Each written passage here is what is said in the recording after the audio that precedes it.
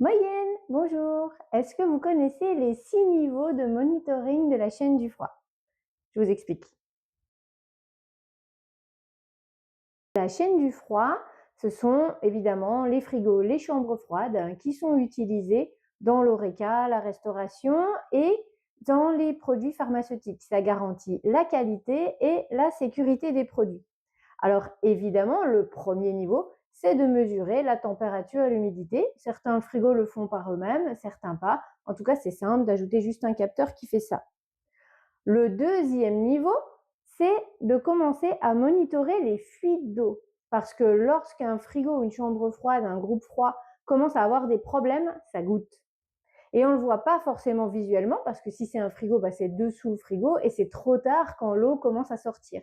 Donc on met une petite sonde au sol qui va détecter l'eau et qui va nous prévenir qu'il se passe quelque chose. Le troisième niveau, c'est un monitoring électrique du frigo ou de la chambre froide pour voir sa consommation classique.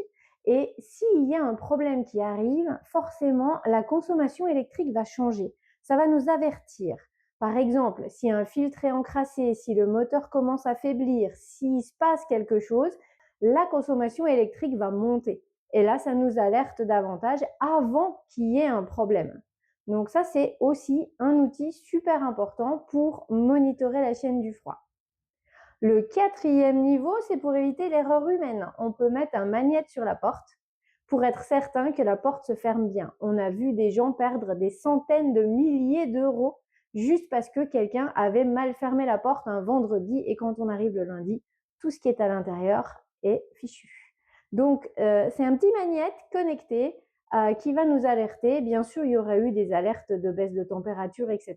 Mais le fait qu'il y ait un magnète avec une alerte dessus, ça nous alerte encore avant et assez tôt pour qu'on puisse retirer la marchandise ou agir et refermer la porte, par exemple. Le niveau 5, c'est tout au niveau de la chaîne de transport, c'est-à-dire du moment où c'est fabriqué ou stocké jusqu'au moment où ça arrive au point de destination. Ça peut être très important pour des aliments qui sont fragiles ou pour des médicaments, des organes, des choses comme ça où il faut vraiment être sûr que la température est vraiment constante sur toute la durée du trajet. Il y a des capteurs qui existent pour ça. Ils ne sont pas tous calibrés, ils ne sont pas tous certifiés, mais il y en a qui sont vraiment très bien et qui sont même spécialisés dans ce monitoring de transport de la chaîne du froid. Et le niveau 6, là, c'est la même chose, mais c'est avec une balise qui fonctionne en 4G et en satellite. C'est-à-dire si vous passez dans un trou de connexion où il n'y a pas de réseau 4G et 5G, alors ça va basculer sur le satellite et comme ça, vous ne perdez aucune donnée en temps réel.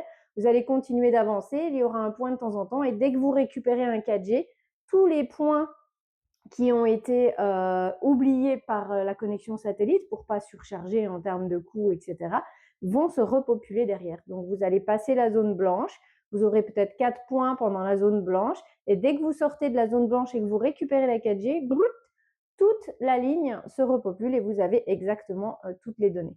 C'est assez magique et on sait que c'est important de monitorer la chaîne du froid, surtout sur certains produits très sensibles, les médicaments, les organes, etc. En tout cas, si vous avez envie de protéger votre chaîne du froid et éviter des pertes, eh ben, on a ce qu'il faut. On en parle quand vous voulez. Bonne journée!